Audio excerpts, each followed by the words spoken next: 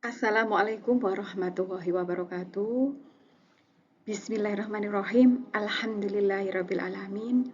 Semoga Bapak Ibu diberikan kesehatan, semangat untuk tetap mengikuti materi-materi yang disampaikan oleh narasumber di pelatihan kepemimpinan administrator.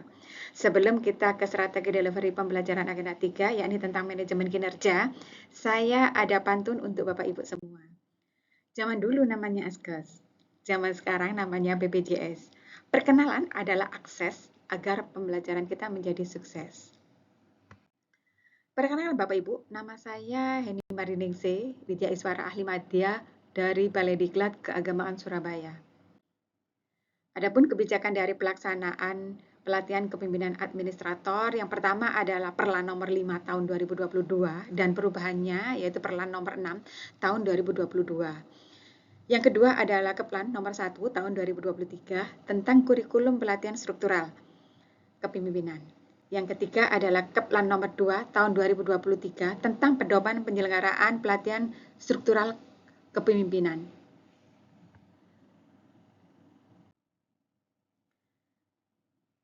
Adapun tujuan dari pelaksanaan pelatihan kepemimpinan administrator adalah mengembangkan kompetensi para pemimpin administrator dalam rangka memenuhi standar kompetensi manajerial jabatan struktural administrator.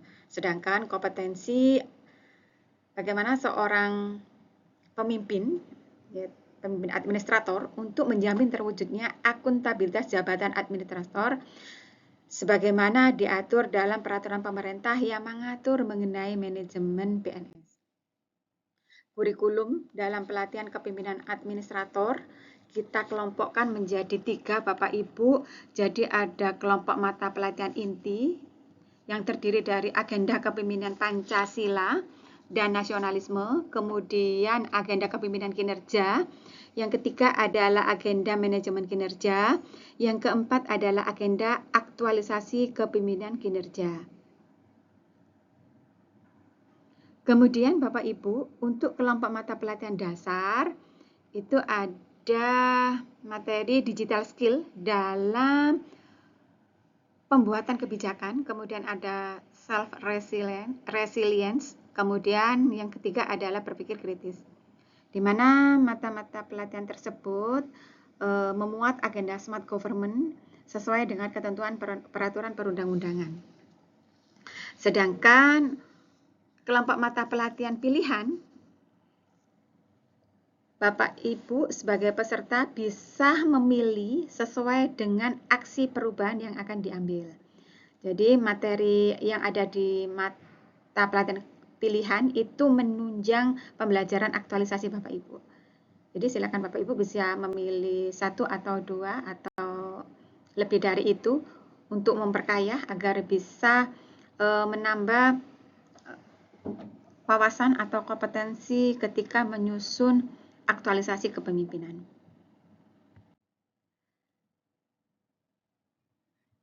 Ini adalah bagian dari pelaksanaan pelatihan kepemimpinan administrasi secara blended learning ya Bapak Ibu. Nanti kita akan membahas tentang skenario pembelajaran e-learning agenda 3 manajemen kinerja. Yang pertama adalah sinkronus, ada 3 JP Bapak Ibu atau 135 menit. Jadi melakukan overview keterkaitan agenda 3 dengan agenda 1, 2, dan 4 sehingga ada gambaran tentang keterkaitan agenda 3 ini dengan agenda 1, 2, dan 4. Kemudian yang kedua adalah review pembelajaran MOOC, yaitu untuk rumpun 1 ada mata pelatihan akuntabilitas kinerja, manajemen kinerja, dan standar kinerja pelayanan. Kemudian untuk rumpun 2 ada mata pelatihan hubungan kelembagaan dan organisasi digital. Sedangkan rumpun ketiga ada mata pelatihan manajemen keuangan negara dan manajemen risiko. Yang ketiga adalah penguatan dan pendalam substansi kelompok mata pelatihan 1 dengan isi peserta saat MOOC. Jadi kita memilih salah satu makalah dari peserta untuk dipresentasikan atau dibahas. Kemudian ada masukan dari beberapa peserta, begitu juga ada masukan dari narasumber, sehingga ada perbaikan ketika kita sudah mendapatkan beberapa masukan baik dari narasumber maupun dari peserta. Untuk asinkronus itu ada 4 JP atau 180 menit. Ada tugas individu yaitu menyusun strategi peningkatan kinerja dan menyusun roadmap. Sedangkan tugas kelompoknya adalah analisis analisis kasus atau isu tentang peningkatan kinerja. Masing-masing kelompok mencari kasus kinerja rendah yang ada di satuan kerjanya. Kemudian hari kedua, sinkronus 3 JP atau 135 menit, yaitu membuka pembelajaran sinkronus hari kedua dengan menyampaikan salam dan menciptakan suasana pembelajaran yang kondusif, kemudian mereview materi, serta menjelaskan rencana proses pembelajaran. Yang kedua adalah memberikan kesempatan kepada peserta untuk mempresentasikan tugas asinkronus hari ke-1, baik tugas kelompok maupun tugas individu. Kemudian meminta peserta dari kelompok lain untuk memberikan tanggapan terhadap hasil penugasan yang dipresentasikan oleh kelompok penyaji. Berikutnya yaitu memberikan umpan balik untuk penguatan dan pendalaman sesuai kebutuhan dari tugas yang dipresentasikan. Kemudian overview, rumpun 2, yaitu mata pelatihan hubungan kelembagaan dan organisasi digital. Untuk asinkronus ada 4 JP atau 180 menit menjelaskan tentang tugas individu. Jadi tugas individunya mengidentifikasi instansi yang berpotensi kerjasama, identifikasi substansi kerjasama, menyusun strategi kerjasama, dan menyusun roadmap peningkatan kinerja. Sedangkan untuk tugas kelompok, tiap kelompok menganalisis studi kasus kerjasama antar lembaga untuk meningkatkan kinerja. Dan kasus tersebut dapat dipilih dari masalah tugas sebelumnya atau yang ada di tugas individu. Kita sepakati bersama, kita pilih punya anggota kelompok yang mana yang kita angkat sebagai kelanjutan dari tugas kelompok. Untuk hari ketiga, sinkronus 3 JP 135 menit, yaitu membuka sesi ketiga dengan menyampaikan salam dan menciptakan suasana pembelajaran yang kondusif, menjelaskan rencana proses pembelajaran hari ketiga. Kemudian memberikan kesempatan kepada perwakilan peserta untuk mempresentasikan hasil diskusi kelompok hari kedua, baik tugas kelompok maupun tugas individu. Kemudian memberikan umpan balik, penguatan, dan pendalaman sesuai kebutuhan dari tugas peserta yang dipaparkan. Yang keempat, yaitu overview rumpun 3, mata pelatihan manajemen keuangan negara dan manajemen risiko. Untuk asinkronus ada 4 JP, yaitu 180 menit, menjelaskan tugas individu dalam menganalisis pelaksanaan manajemen penganggaran di instansi masing-masing, kemudian menyusun strategi pengelolaan keuangan di instansi masing-masing, menganalisis pelaksanaan manajemen risiko, dan menyusun strategi membangun budaya manajemen risiko. Sedangkan untuk tugas kelompok, peserta menganalisis kasus manajemen keuangan dan manajemen risiko. Kasus dapat dipilih dari salah satu tugas anggota kelompok.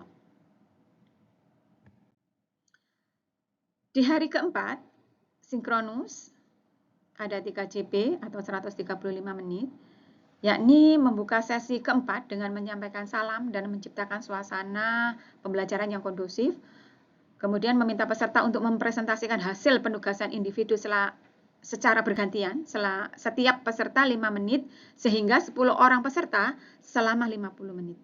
Jadi 10 kali 5 menit sama dengan 50 menit. Kemudian meminta peserta untuk mempresentasikan tugas kelompok secara bergantian. Masing-masing kelompok 5 menit. Kemudian mengulas hasil penugasan peserta dan memberikan penguatan untuk selanjutnya dapat diperbaiki oleh peserta hasil dari masukan baik dari anggota kelompok yang lain atau kelompok yang lain maupun dari narasumber.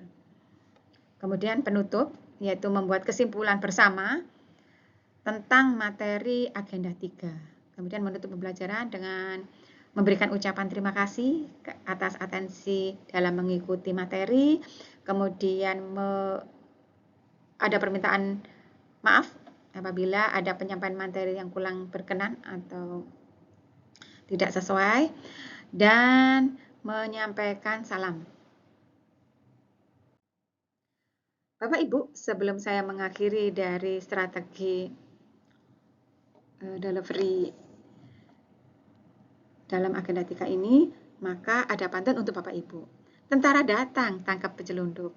Bawa senjata yang tertutup, semangat kerja tak boleh redup, agar bahagia menjalani hidup. Demikian Bapak Ibu yang dapat kami sampaikan. Mohon maaf apabila ada keterbatasan dalam penyampaian materi. Terima kasih banyak atas atensi yang diberikan. Akhirul kalam, wassalamualaikum warahmatullahi wabarakatuh.